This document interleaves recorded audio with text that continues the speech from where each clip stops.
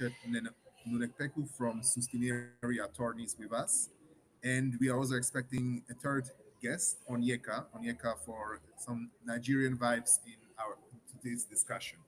Maybe before we kickstart and go right into the discussion, I'll give a little bit more background on how we worked with the respective individuals and why I think they are the perfect guests for today's session.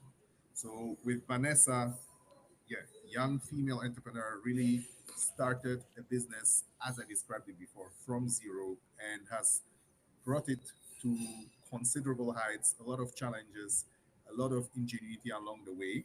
And on our end, I invested in BDL fulfillment, and I've seen how she has just grown from strength to strength, utilizing a lot of great determination, ingenuity to navigate the business to where it is currently. And then with Richard, he's an advisory board member with Boxplay, and as I said, founder, managing partner with Sustineria Attorneys.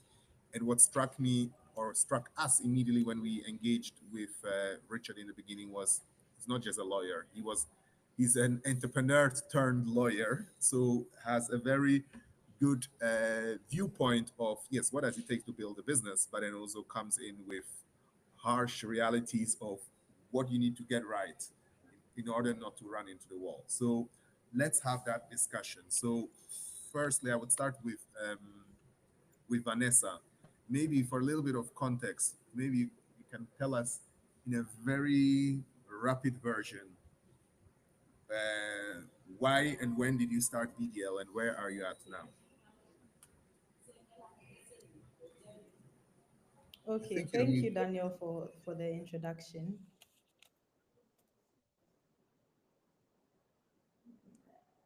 Can you hear me? Yes, I can hear you now. Okay, thank you for the introduction.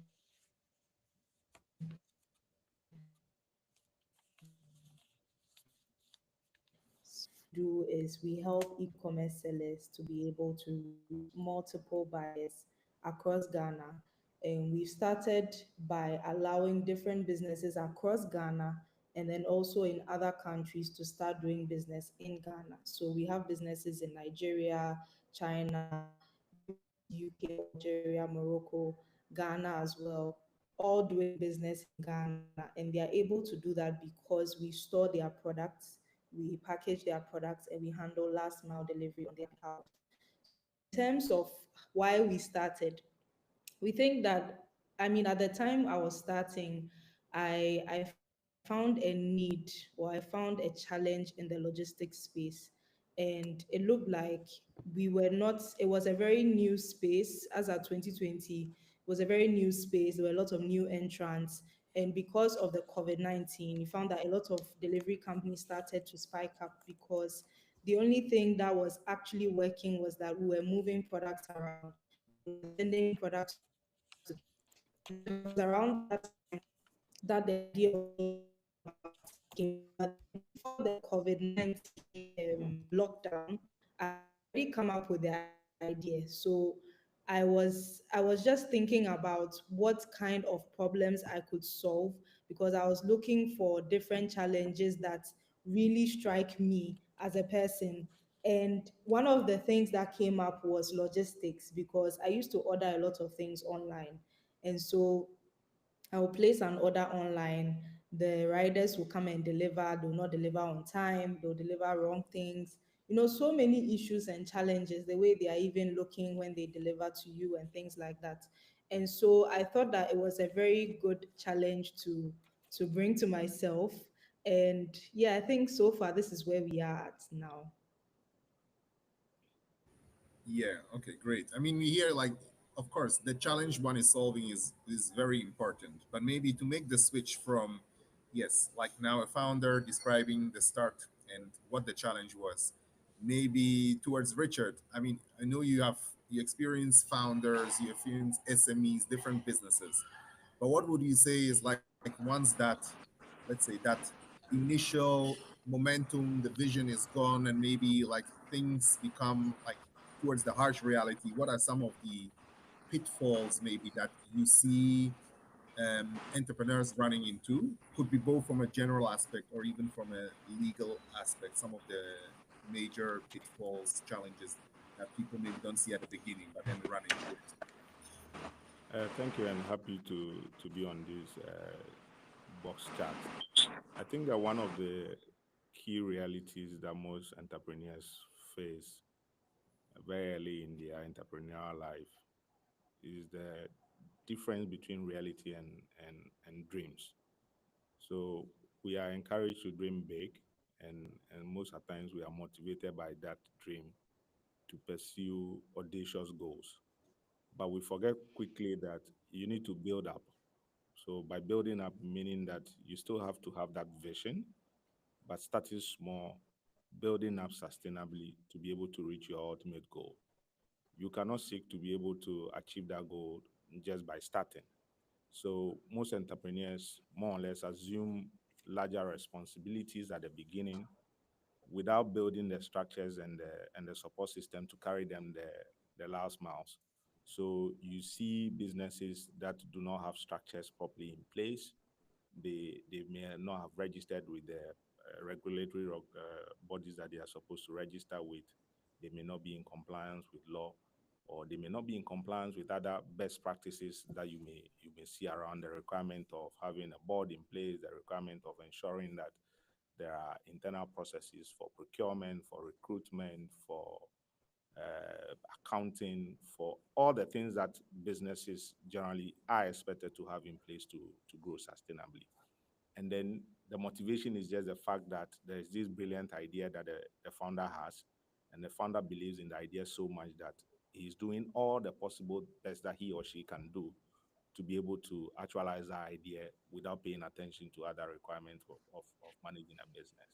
And and not too long, you realize that everything now catches up with that entrepreneur. The person becomes overwhelmed, and then the zeal to continue to pursue the dream now begins to dim. And then we begin to see people go off, and then we say that okay, 80% of people who start startups then began to go down the cemetery wave. They begin to fail as businesses. And for me, it's a great lesson for all of us that look, we've been in this space for some time now. The conversation around entrepreneurship is not new. There are a lot of use cases and learning that we can all pick. And one of it is that look, have the big dream, but start small. When you start small, ensure that you have all it takes, you are building the right system, you are in compliance with all the rules, regulations, and best practices that you need to be in compliance with. And then you can sustainably grow. You cannot achieve $100 million in 2 years. You cannot achieve a certain level of customer acquisition in a short period. You can have those dreams, but build it sustainably so that there's a certain traction and track record that you will be noted for, which becomes relevant for any investor preparedness checks, any investor investment discussions, and things that will more or less help you to grow from one point to the other. So for me, those are some of the lessons and things we continue to see. And I think that there are a lot of use cases now available for anyone who is dreaming to start an enterprise to learn from and be able to build ones that are sustainable so that we can reduce the failure rate for entrepreneurship in Africa.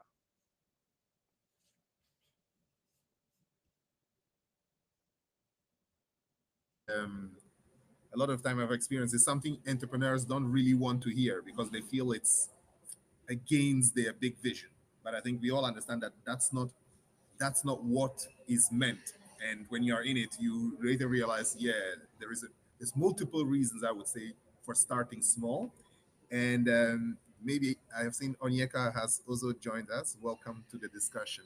Maybe I will throw this one right to you in terms of maybe what do you think is like some of the misconceptions entrepreneur might have when they hear start small, and maybe what is like the right thought process to think around it and still pursue a big vision ultimately. Yeah. First of all, thank you for just this session, and I apologize for joining late. I had an engagement that was running on. Um, the start small and grow big is something that I think fundamentally what the issue is there's founders and then there's business people.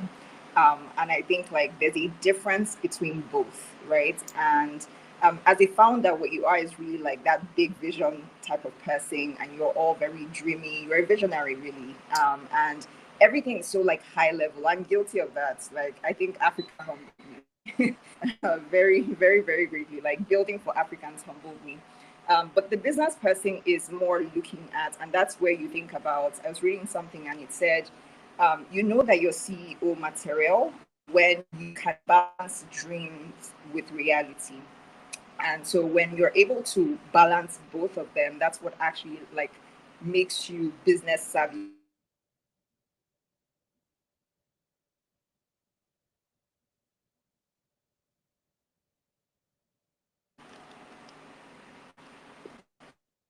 because you can understand because you hi, can you hear me? Yeah, we can hear you now. Okay. A lot of these things are I was sharing about as a business person, and I really do. I said earlier this year that it really does help if you identify not just as founder, and I think I was speaking more to like women in entrepreneurship. You identify as founder and businesswoman. Is very important because those two things are very different mindsets. The business person is really like looking at the realities and they're calculating a lot of things, right? And I think when you marry both, it starts to make sense for you because it's okay if you and I think a lot of things are nuanced and we don't I think it also comes from lack of understanding not just the regions in which you're operating or the region in which you're operating if it's Africa. I think it comes from understanding of your business at the core, your business model, your like what your business design is, and also understanding I think your industry or your niche. If you understand, I'm like for instance, I'm in education. You can't. The problems are deep. So like if you try to go too fast too soon, you're just going to end up without a business. It seems I'm having connectivity issues. Please let me know if you can hear me. We can hear you. Okay, cool. I was sharing that if you try to go too fast too soon, you're going to end up without a business. So I think it's not castigation, when people like if an entrepreneur is told start small, grow big. You shouldn't feel like the person is against you. It's that they actually do understand certain market realities.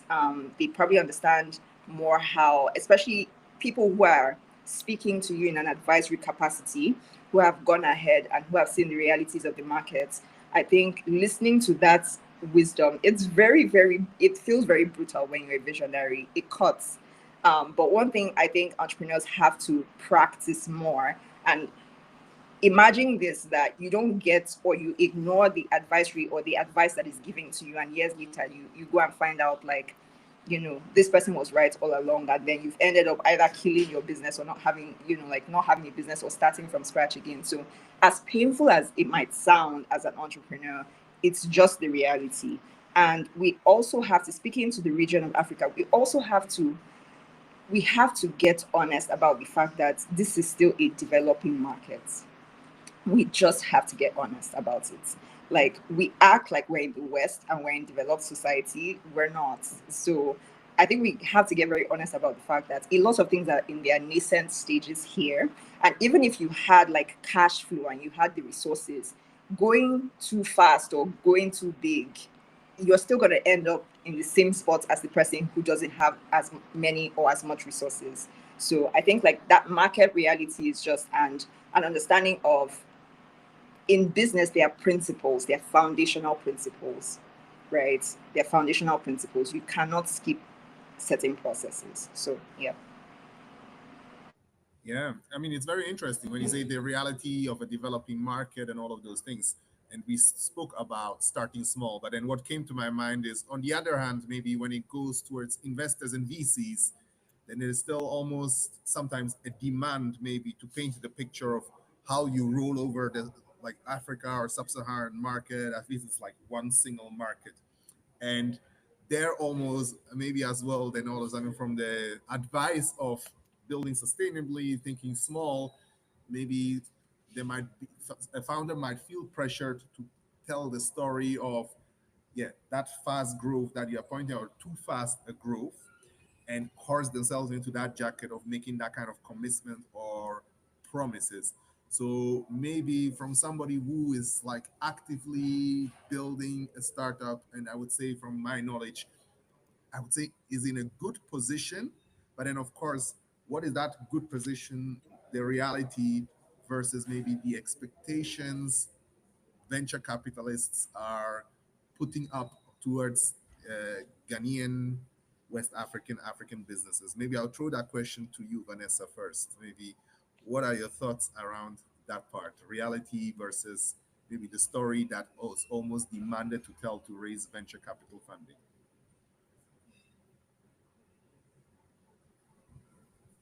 Okay, so I think that the reality is that starting small means there's so many mistakes you're going to be able to make while doing small things. And I remember when we started, there were so many things that we had to learn how to do on the job. And so starting small allowed us to be able to build capacity, be able to develop whatever we needed to get to where we currently are. However, talking to several investors and people who are interested in investing, they would always want to hear a certain story. And the reality is the reality, like nothing can change about it. And so, in terms of alignment to expectations and whatnot, I think that with time, investors will just need to understand that as the business is growing, they will be able to adjust whatever the expectations are.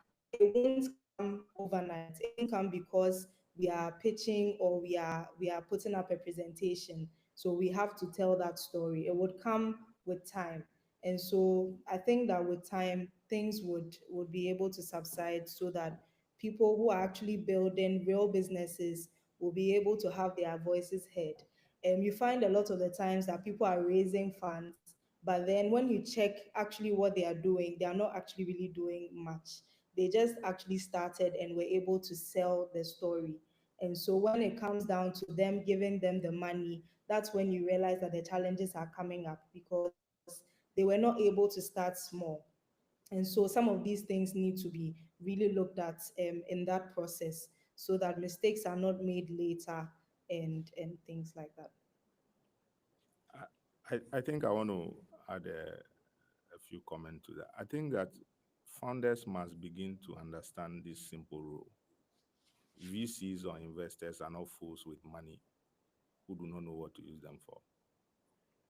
They are people, smart people who have money and knows exactly what worth their money is. And they're looking for investment into ventures that will return their funds. So you do not necessarily have to be over ambitious. You do not necessarily have to paint pictures that are far from reality. Those VCs and investors understand sometimes the market as well because they've been around for some time. So they've met 1,001 businesses like yours. They've been pitched to every day, every second. So to be honest, if you do not paint a reality, but you think that because the the news is always that VCs invest in businesses that are on high growth, having adoption rates times three, times two of whatever they're doing, and then you also want to more or less be in that category, even when you are not, then you are building a business model that will fail. And most of the ventures that we've seen that have failed in recent time, particularly within the fintech space, have been businesses that have painted pictures and have ramped up numbers that in reality were not true. So when when you are able to, for instance, convince people to invest even with those unrealistic numbers, be rest assured that time is coming when the reality will check in. And when reality checks in, everything will become very obvious. And then you lose credibility. Your business goes down the drain. You are not able to come back. Even if you do, you will not be able to win the support of the investor ecosystem. And some of these relationships or issues become red flags for your venture as an entrepreneur. So there's nothing wrong in being realistic. There's nothing wrong in having a roadmap that speaks to what your market potentials truly are and what you are currently able to do as a venture. And don't forget, at most early stages, the investors are investing into the founders than into the businesses. So it is better to come across as someone who is honest, someone who has integrity, has passion for your business and understand the ecosystem, than to be someone who is pitching a business out of the books and out of the wood with figures and numbers that truly are not what the reality is. Yeah. But Richard, I'm thinking like of course, like painting the reality is what you need to do to build something that is sustainable. But then my other question, maybe I'll throw that back to you in terms of maybe the VC or the investor landscape that we are currently having. Do you think that there might be like a group of founders that have like either based on founder type or based on the type of venture or market they are playing in, that basically have a very low chance of raising capital funding? Maybe it could be because the VCs or the investors do not understand that particular market or the type of founder. And maybe also could that be an aspect of um, maybe not sufficient homegrown or local investors being in the space? The, the, the, the truth is that not all ventures are VC-backed ventures. So founders must understand that you are not going to build every business and expect VCs to put in their money. So that is why we have other funding vehicles. So it is for you as a founder to understand what is the appetite for funding for my business model. Who are the founders? Are they VCs? Are they angels? Are they banks? Are they family? Are they friends? And is it even yourself? So if you have that understanding from the start, it makes your funding journey very easy.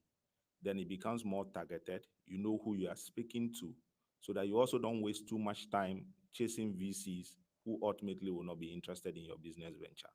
And even within the VC space, there are VCs that have various interests in various business models. So it is not every VC, for instance, that may be interested in EV business models. It's not every VC that may be interested in fintech business models. So you have to do the homework first to understand what has been the VC's track record. What kind of businesses have they supported in the past? What is their appetite for the future? What businesses are they looking to support in the future, either from their website, from their engagement of ecosystem over the period? And use that understanding to be able to model your business, or then be able to determine who you are approaching as a VC or where your funding is going to come from.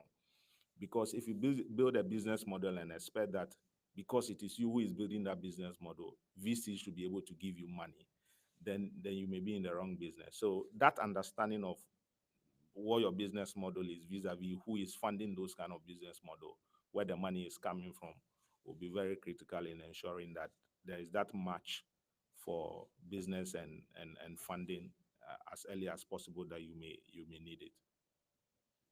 Yeah, 100%.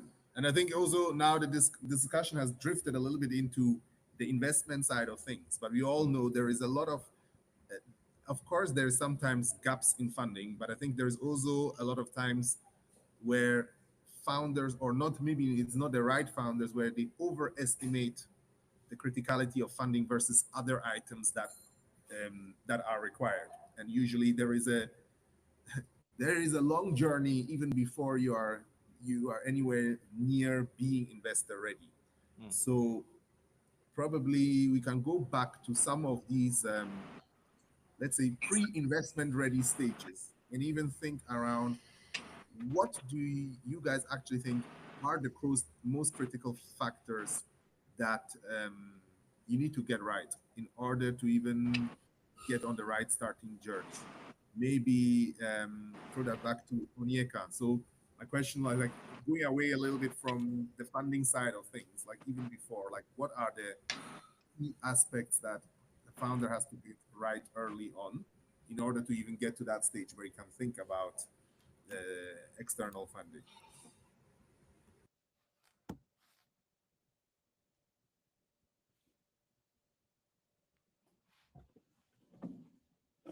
Okay. Onyeka, can you hear me?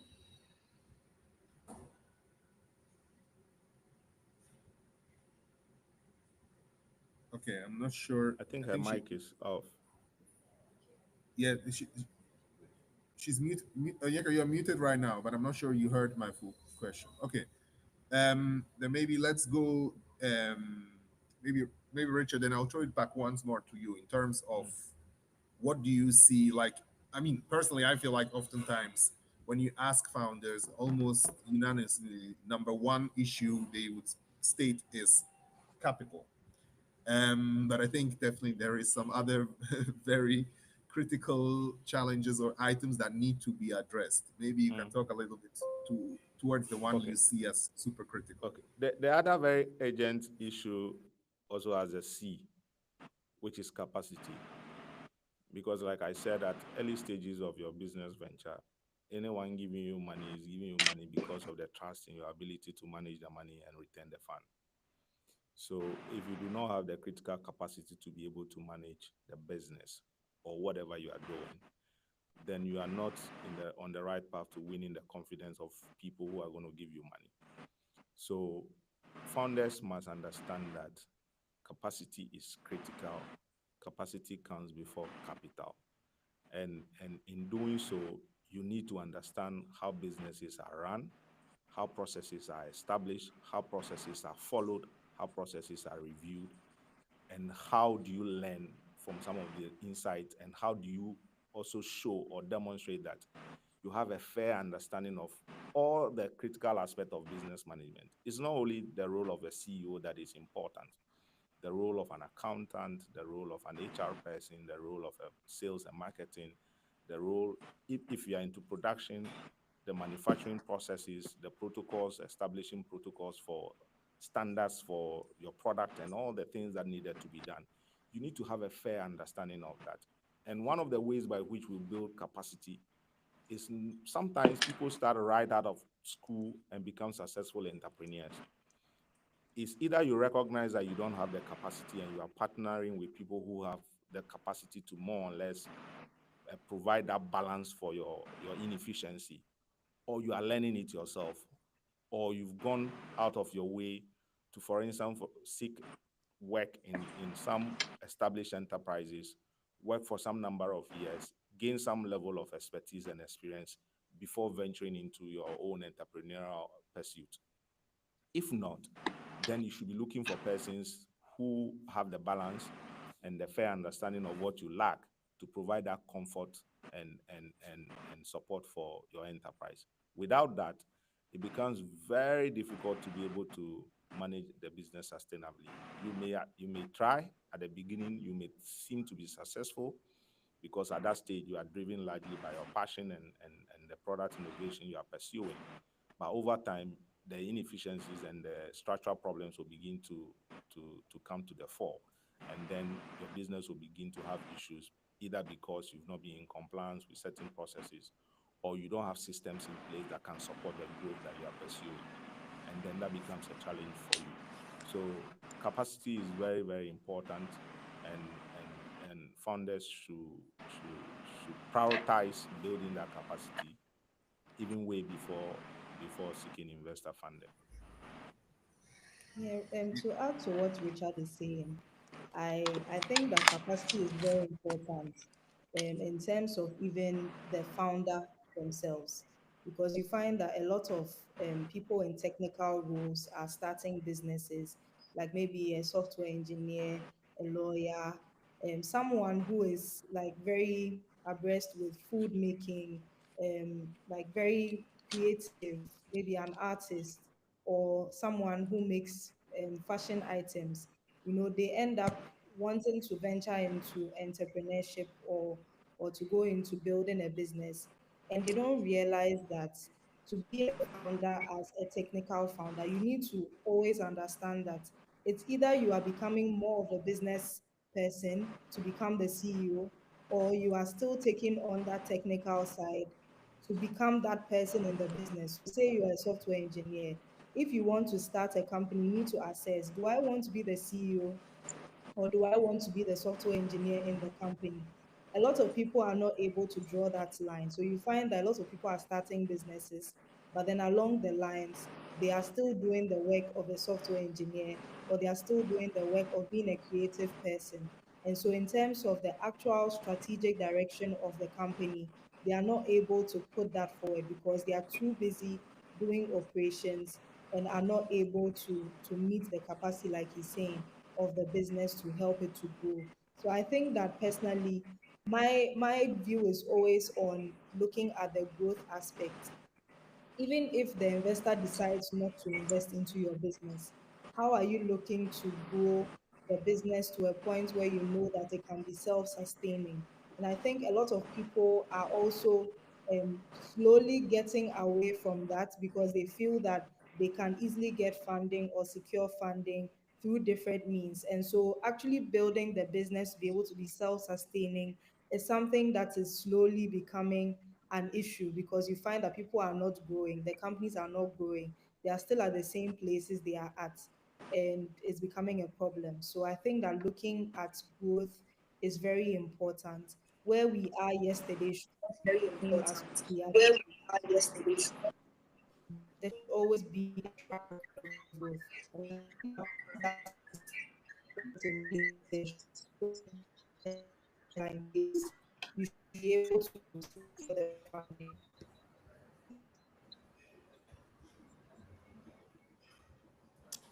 Um, Sorry, I've been having connectivity issues. I'm not sure if you guys can hear me.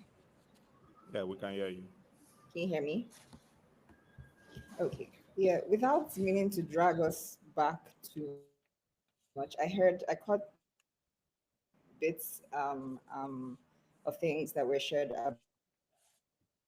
about, just VC, venture capital investment, and also what are some of the things that they should pay closer attention to.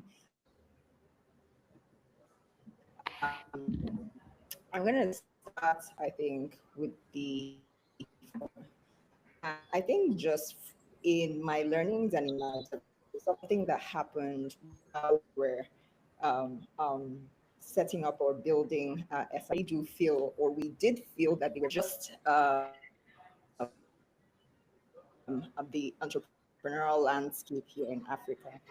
And I think one thing that stood out to me was I do disagree that there is a core and very deep understanding of the market, what should actually be invested in, what the actual problems are.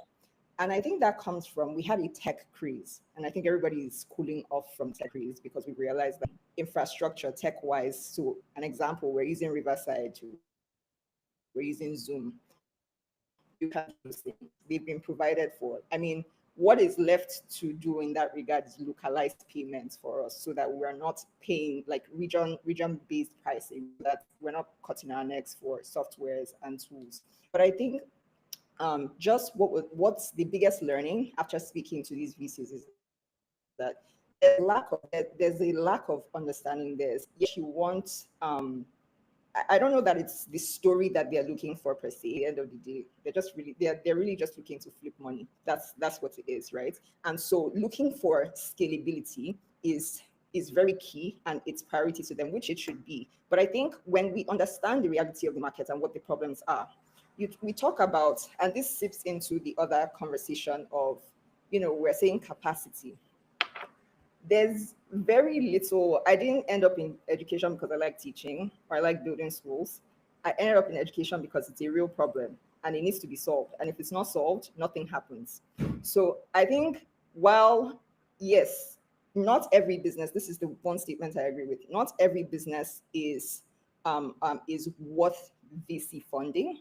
But I think that there's still that disparity in terms of you're looking for technological infrastructure. We're saying there's infrastructure that is missing in terms of like, if you're talking about curriculum, infrastructure that is missing in policy, there's infrastructure that is missing in terms of even like legal issues or legal setups and all of that. There's so many things that technology can fix it until Africans sit down and say, let's tell ourselves the truth. These are the things we need to actually get involved in and find a way to actually present it to investors to get them to see that this is what needs to be invested in. I found that as much as we want to invest in tech products and everything, the people who are actually solving the real problems are social enterprises, and they have they have better understanding of what the market realities are and what the issues are and what customers actually are saying they need. So I guess like my take on, like VC funding is not, I think VC funding it is here to stay. There's something I also want to point out is businesses are so nuanced. If you're talking to a female business owner who is in a specific industry or niche, that's a different problem entirely. So like is a completely different problem. How to solve for, how to fund the resources that she actually needs, what capital actually means to her, completely different, right? So there's things that are yet to, there's due diligence that is missing, and it's due diligence for, like, I guess due diligence that has to do with their money is not missing, but due diligence that has to do with a practical understanding of like, we can't keep shouting like, oh, tech, oh, high growth, oh, scalability. It's like some things are going to take years to scale because there's no policy infrastructure that is supporting it. And until we fix that, so it means how do they even get involved in dialogues, legislative dialogues? That's what it means, right? It's not just telling somebody take money, do this, do that, which is why we see a lot more, because there's this, it's like the infrastructure already exists. We have CBN here in Nigeria, we have NIBS here in Nigeria. There are all of these platforms and structures that already exist. So it's easy for someone to say, I'm bringing money from wherever and I want to put it here. But the truth is that inside of those companies that are fintechs issue, we're talking about Japa. People are leaving the continent and going and relocating. And these are issues that no amount of fintech is going to solve. So how do we, so that's my take on that. And then I do agree with both what you, Richard, and Vanessa have cited in terms of like capacity is a bigger problem than capital. I was privileged to be in the room Dr. Doris, um, um, I think last year, and she was just like, a lot of the things that you think money is going to solve is actually not going to solve it. And I've seen this firsthand, right? It's why I've gone into education. A lot of the things that you think. So setting up things like, I think people capacity is a huge problem. I'm not just talking about people that are being hired. Like, I think founders need to understand that people capacity is across board. So when you're talking about employees, yes, but you're also talking about your advisory board, right? You're also talking about your advisory board, right? You're also talking about people who will come in and give you sound advice because they have an understanding, they've gone ahead of you, right? You're talking about a lot of things, but I think people capacity is something that is not, it sounds like nice talk and we come and we say all of these things like, oh, we're building, like, but I feel founders need to pay is that people have great ideas and they're not able to, it's a struggle that I've encountered, and I've had to build solutions to solve it for myself because I didn't see anybody solving it in the way that it needed to be solved. So people capacity is what I would say, like, needs to be paid more attention to. And I think like just I think skill capacity is also like it's an issue. They're interwoven. Skill capacity. I heard when you said, oh, things like marketing, you have to understand marketing, you have to understand growth, you have to understand sales and things consistent. Like if you're a founder, all you need to do is like be in school. Basically, you're just a learner for life. That's your only job. Just keep learning. As you learn, you distill to your team and you just keep refining and refining. So those are my thoughts on just some of the things that have been shared.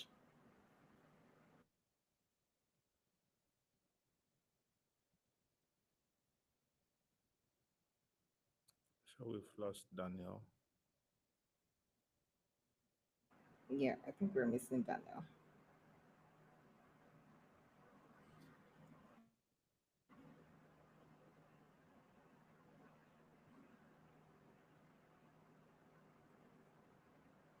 I think one thing I'm actually really curious about, because as much as we say Africa and like West Africa, I've taken some time to also study the Ghanaian market, and I can see how like there's some differences. So what are um I think I'm curious to know what are the differences, especially when we talk about VC funding or just funding generally for entrepreneurs. I'm speaking majorly from perspective. It's the thing that happens where you're Nigerian and you think Africa is Nigeria. But um, I'm curious to know like what some of the key differences you may have seen between Ghana and Nigeria in terms of funding. Okay, for me, one of the key uh, issue or difference is the fact that VC funding is private capital, so largely to a large extent is not regulated by government.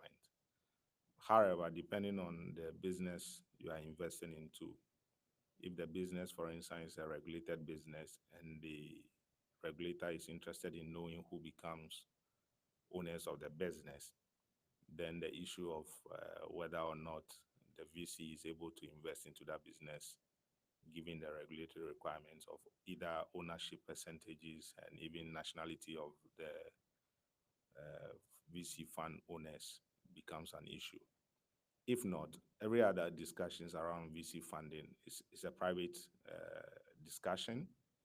Is largely between the business owners and the VC funds, and also largely between the VCs that have interest in that sector or are interested in that business model. Yes, we have some state institutions that are supposed to provide some VC funding, like the Ghana Venture Capital Trust Fund, I'm sure. But the underfunding of some of those institutions over the years have limited their capacity to provide the needed critical capital for private sector investment into some of the entities that we see growing. So over time, it's been private and equity firms that have used their own means of raising funding to be able to set up their own funds and be able to invest into businesses.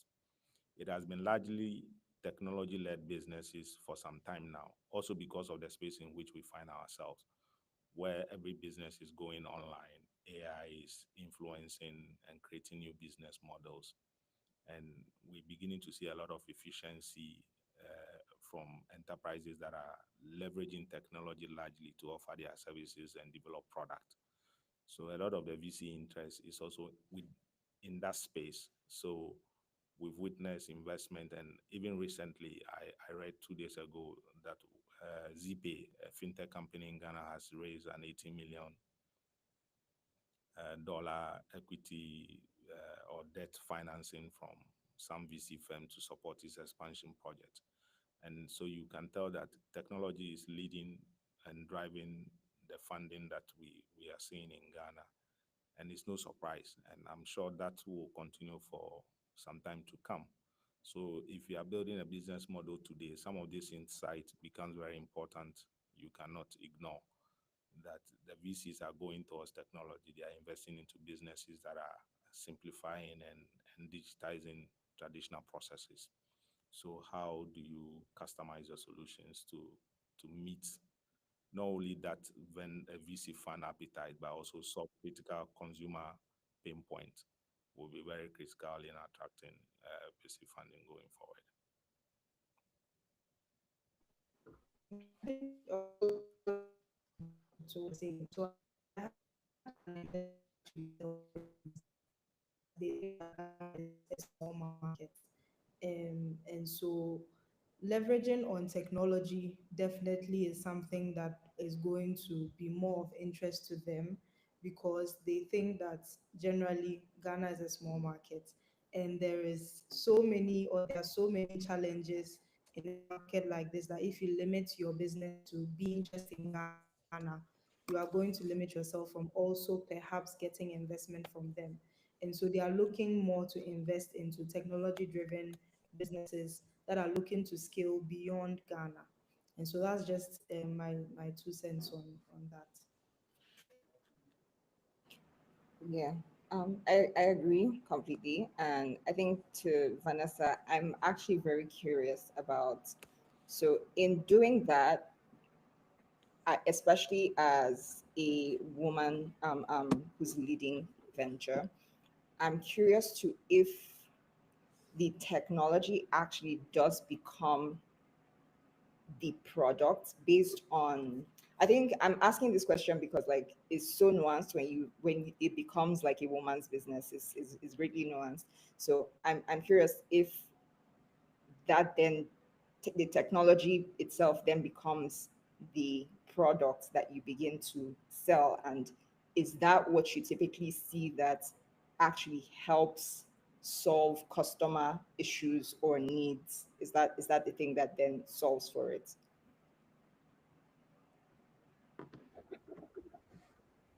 I think it's very in my situation, for example.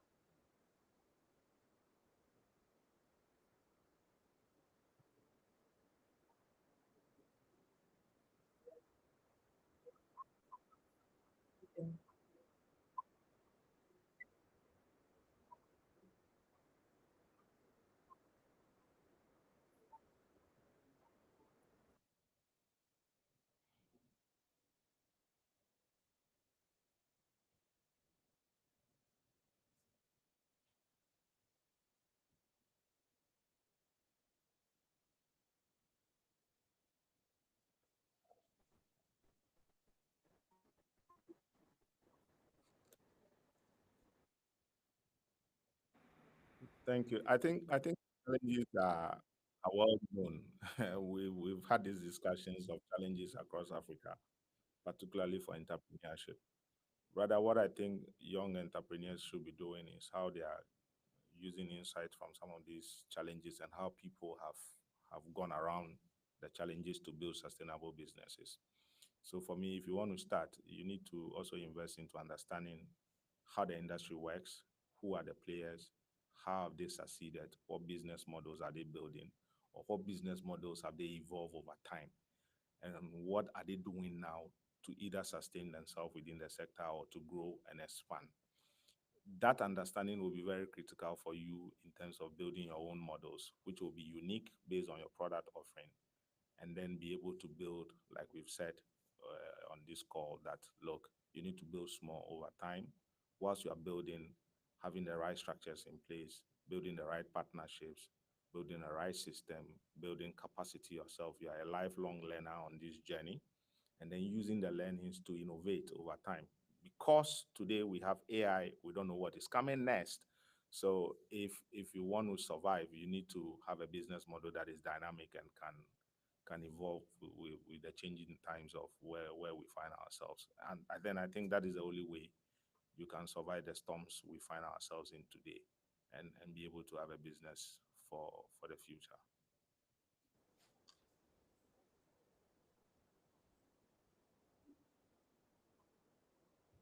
Yes. So I know Richard mentioned the problem that a lot of founders face about challenges in the business related to grants. And I have found that in several rooms that I go into, this challenge is raised. But again, I think that another challenge aside finance that is always raised is human capital, because you find that a lot of people are trying to bootstrap, and they are recruiting people based on their capacity at the time, and so they are not actually recruiting very quality talent to be able to execute when they actually get the right funding to be able to support them. And so a lot of the times you find that people end up recruiting based on they are trying to bootstrap, and then later it ends up biting them in the back, because now they have the talent, but then they are not able to produce what is being expected of them. So I think that being able to find ways to still reach out to people. I know it may look far fetched from where you are sitting at the time, but it's always good to start small, to talk to people, and sell the vision to them, negotiate with them, come to terms with them, find ways to make the business work with the right kind of talent you need, even at the time when you are trying to build a small business. Because if you don't make sure that is done from the beginning, you would end up paying for it later.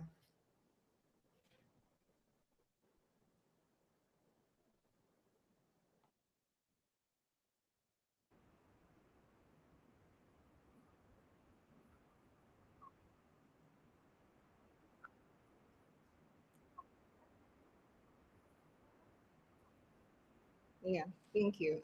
I really agree with Vanessa, and I've been on the receiving end of that as well, so I can confirm that's 100%. But I think that as a when we put all of these things together, what I hear Vanessa say, what I hear Richard say, is really education. To be honest, in any shape or form, you need to educate yourself. Um, um, and if you start to understand what that means, it means if you're starting a business, there are different arms of the business that have to come together to make the business work. So we sometimes what happens is because we're trying to make money and it's called necessity entrepreneurship, we go and we learn sales and we learn all of those things. But what happened to legal? What happened to taxes? What happened to what happened to HR? Right? You need to understand all of these things. So to keep learning, to keep educating yourself, invest in education. If I were to go back and if I were to give any advice to any young entrepreneurs, that all of the money that is spent on hiring talent that would eventually derail you, I would actually recommend investing it in educating yourself. That's what I would do.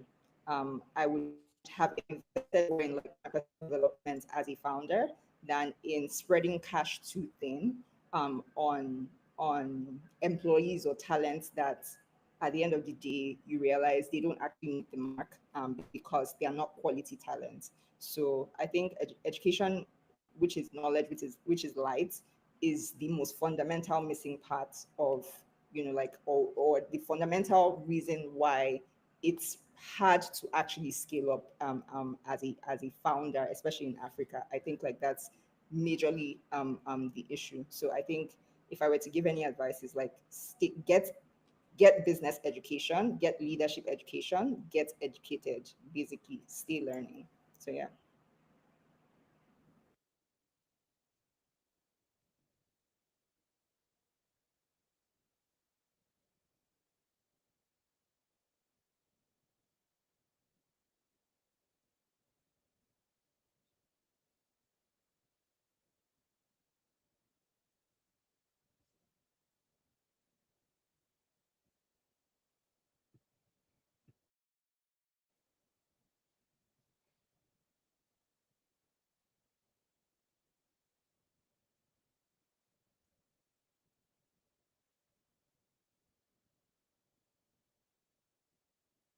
Thank you for having us. Thank you.